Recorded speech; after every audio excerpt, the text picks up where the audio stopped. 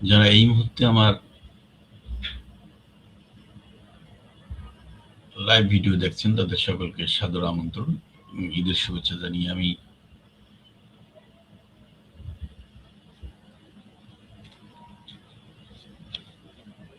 বিভিন্ন বিষয়ে কথা আপনাদের সামনে তুলে ধরার জন্য চেষ্টা করব। তবে শুধু আপনাদের কাছে জানিয়ে রাখছি, যদি আপনাদের কোনো ধরনের প্রশ্ন জানার থাকে অবশ্যই কমেন্টস করবেন, আমি সেই উত্তরটি দেওয়ার চেষ্টা করব। তবে আমাদের সাথে আজকে দুইজন ব্যক্তি অনির্ধারিত বিষয়ে আলোচনায় অংশগ্রহণ করার ইচ্ছে প্রকাশ করেছিলেন। তারা যদি সংযুক্ত হয় অবশ্যই আমি তাদের সাথে কথা বলব। শুধু আমি আপনাদেরকে জানাই,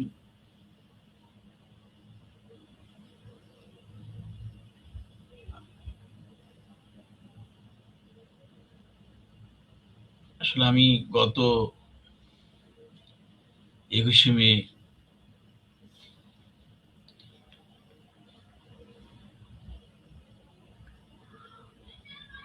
মোটরসাইকেলের সাথে বসেছিলাম। আমি আমার পায়ে একটি ভ্যান এসে ডান পায়ে আঘাত করেছে। আমি বেশ সপ্তাহখানেকের বেশি সময় ধরে একটু হাঁটাচলা করতে পারছি না। ডাক্তারকে দেখিয়েছিলাম। ডাক্তার বলেছে আপনাকে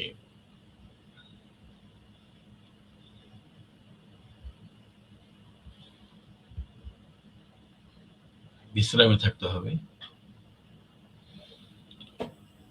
আসলে আমি খুব মানে হাঁটাচলা করার মতন যে সমস্যা, এই সমস্যা আমার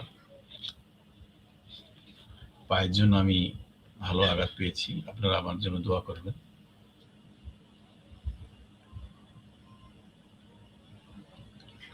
আসলে আমি লাইভ ভিডিওতে কেন করি, এই বিষয়ে এর উদ্দেশ্য কি, আমি এই বিষয়ে আপনাদের কাছে সে বিষয়টি আমি তুলে ধরার চেষ্টা করব।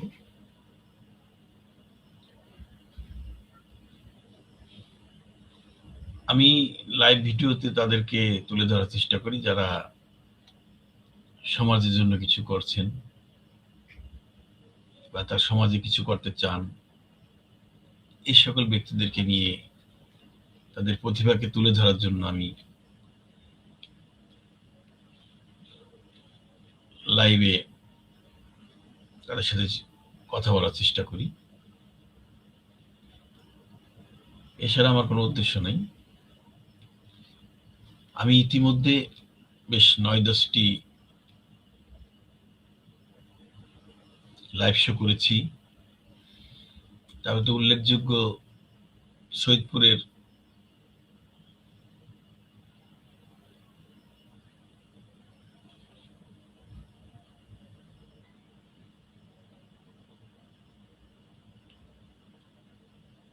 একজন সম্মানিত ব্যক্তি, দৈনিক সাপ্তাহিক জনসমস্যার সম্পাদক ও সহকারী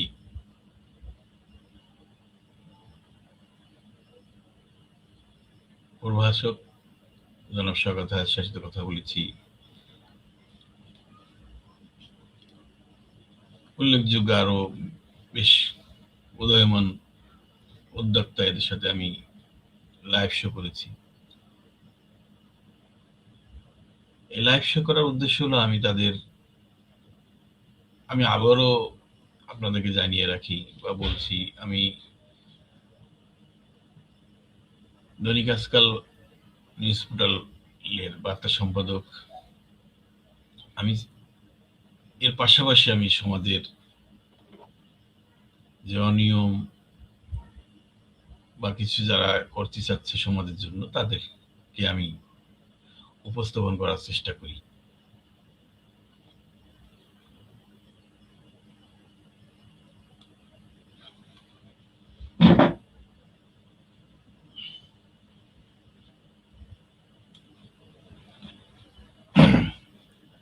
হ্যাঁ বন্ধুরা আমার, আপনাদের কাছে আমি বলেছিলাম, শুরুতেই বলেছিলাম আমার পায়ে আঘাত ছিল। আমি হোয়াটসঅ্যাপ এবং মেসেঞ্জার অনেকজন অতিথির সাথে কথা বলেছিলাম যে আমরা সাধারণত লাইভটি প্রতি শুক্রবারে রাত্রে ৯টায় অংশগ্রহণ করার চেষ্টা করেছিলাম। অনেকে আমাদের সাথে যোগাযোগ করে তারা হ্যাঁ সূচক বলেছিল যারা লাইভে আসবে, কিন্তু দুঃখের বিষয় সময় ঘনিয়ে আসার পর তারা আর আমার সাথে যোগাযোগ করেনি বা তাদের লিঙ্ক দিতে পারেনি। আমি আবারও আপনারা জানিয়ে রাখছি যে আপনারা যারা লাইনে আছেন বা ভিডিও দেখছেন, যদি আমার সাথে ভিডিও লাইভে এসে কথা বলতে চান, তাহলে আমি আপনাদেরকে অবশ্যই আমার এই ভিডিওর লিঙ্ক দিব। সেই লিঙ্কটি আপনারা মেসেঞ্জারে নিয়ে কপি করে ক্রোম ব্রাউজারে গিয়ে নাম লিখে আমার সাথে সংযুক্ত হতে পারবেন। এই মুহূর্তে যারা লাইভ দেখছেন তাদের উদ্দেশ্য বললাম, আমি লাইভ করার আমার প্রধান উদ্দেশ্য হলো সমাজের উদীয়মান এবং প্রতিভাবান যে সকল রাজনীতিক, কবি, লেখক, সাহিত্যিক, শিল্পী, উদ্যোক্তা, কৃষি উদ্যোক্তা, রাজনীতিবিদ এরকম যারা আছেন বা মেয়র, কাউন্সিলর প্রার্থী, মেয়র প্রার্থী, এইসব ব্যক্তিদের সাথে তাদের করণীয়, তাদের শহরকে বা তাদের এলাকাকে নিয়ে কি ধরনের চিন্তা ভাবনা তাদেরকে তুলে ধরার জন্য আমি সবসময় চেষ্টা করেছি।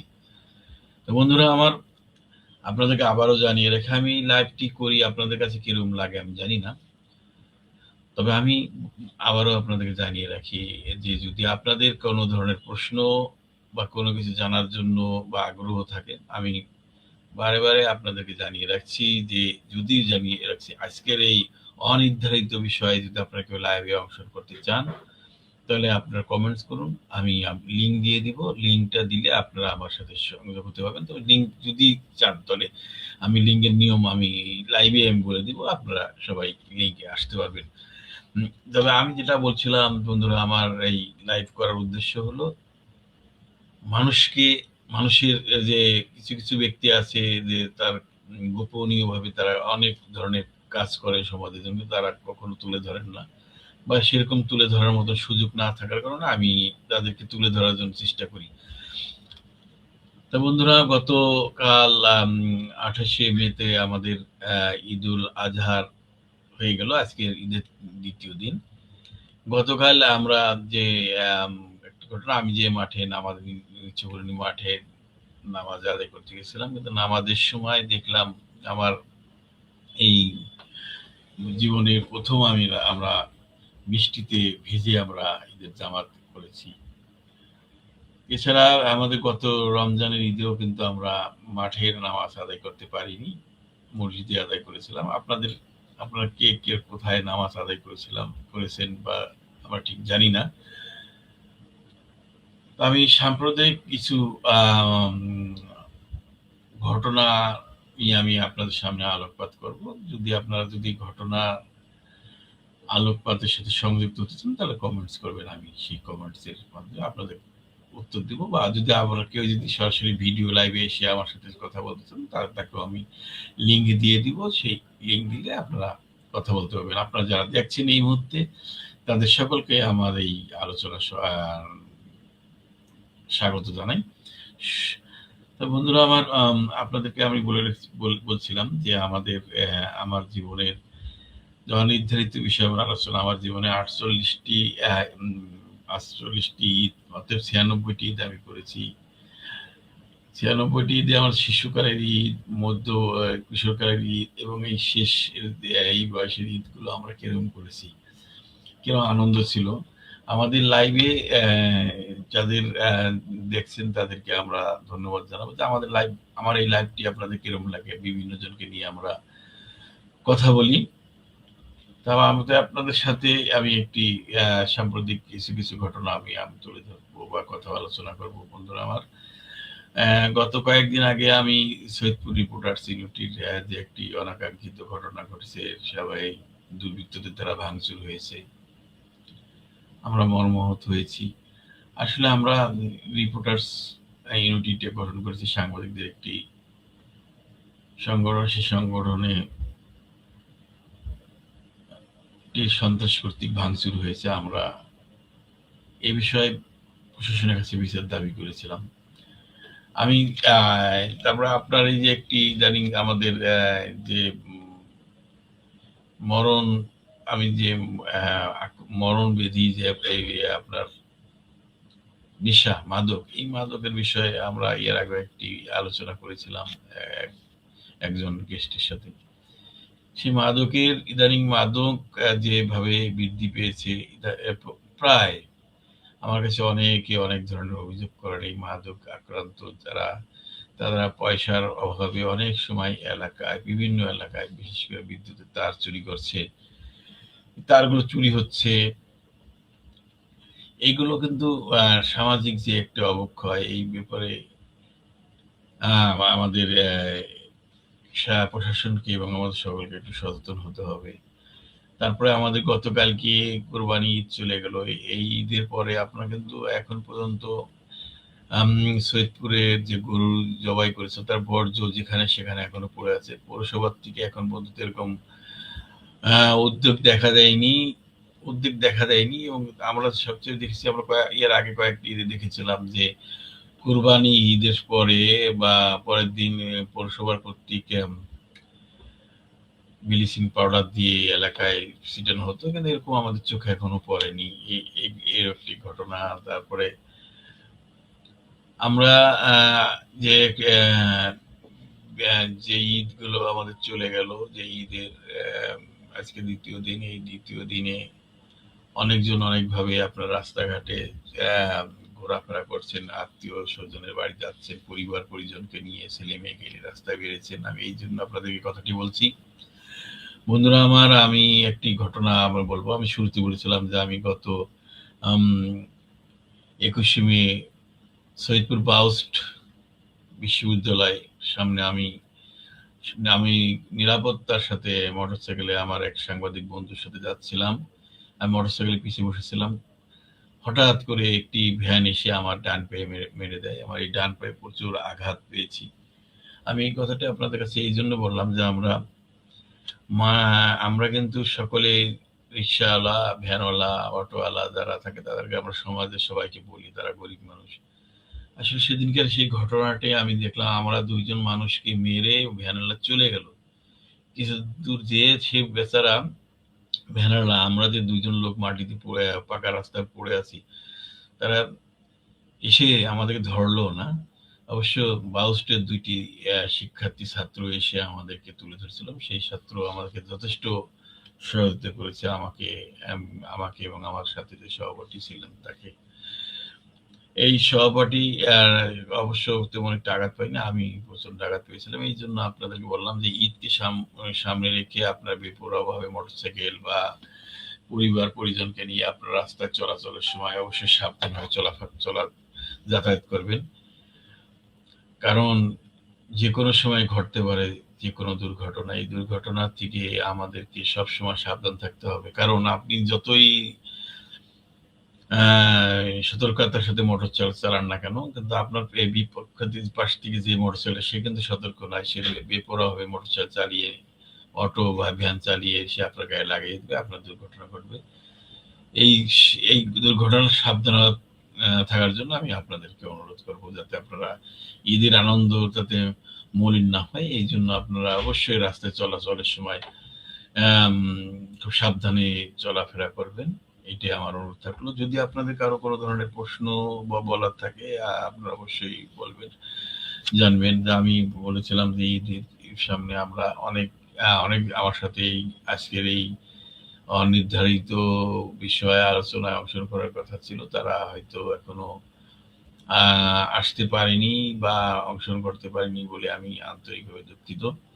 তো বন্ধুরা, আমি আবারও জানিয়ে রাখছি, আমি অনেকের সাথে চেষ্টা করছি তার প্রতিভাগুলো তুলে ধরার জন্য, লাইভে এসে তার বিভিন্ন প্রশ্নের সাথে আমরা আলোচনা করবো, এরকম আমি অনেক সময় অনেকের সাথে কথা বলেছি। তারা কিন্তু আমাকে কথা দিয়েছিল, মানে এটা দুঃখ ভারাক্রান্ত মন নিয়ে আমি বলছি, তারা কথা দিয়েছিল, তাদের সবকিছু রেডি ছিল, কিন্তু পরে কেন কি কারণে আর লাইভে আসতে চাইনি বা আসেনি, এটা ঠিক আমি জানি না।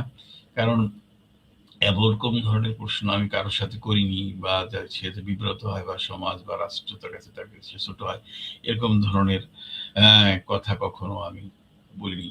বন্ধুরা, আমার লাইভটি যারা দেখছেন তাদের কাছে আমি আবারও জানাতে চাচ্ছি, যদি আমার এই লাইভ যাদের সাথে আমি লাইভে কথা বলি, যে গেস্টদেরকে নিয়ে এসে আলোচনা করি, যদি আপনাদের ভালো লাগে অবশ্যই কমেন্টস করবেন, তাহলে আমি আগামীতে আরো অন্য অন্য অতিথিদেরকে নিয়ে আমি লাইভ করব। আর যদি আপনাদের এই লাইভটি ভালো না লাগে সেটাও আপনারা জানাবেন, আমরা তাহলে লাইভটি বন্ধ করে দেব।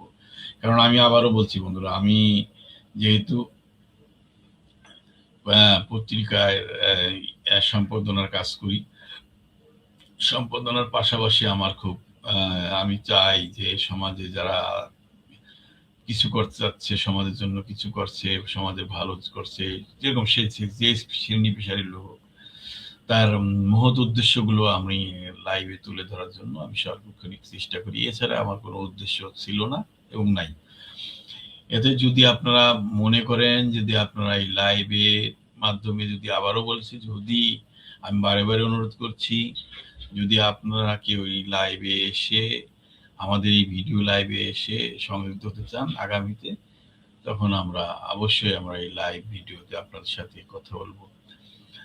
এবং আপনার সাথে যদি আপনি যে বিষয়ে কথা বলতে চাচ্ছেন, যে যেরকম অনেক উদ্যোক্তা আছে, কৃষি উদ্যোক্তা আছে, আপনার অনলাইন উদ্যোক্তা আছে, তারপর আপনি একটা বিষয় থেকে আবার লেখালেখি করেন, এরকম যারা করেন তাদেরকে আমরা এই ভিডিও লাইভের মাধ্যমে তুলে ধরবো, তোলার চেষ্টা করছি।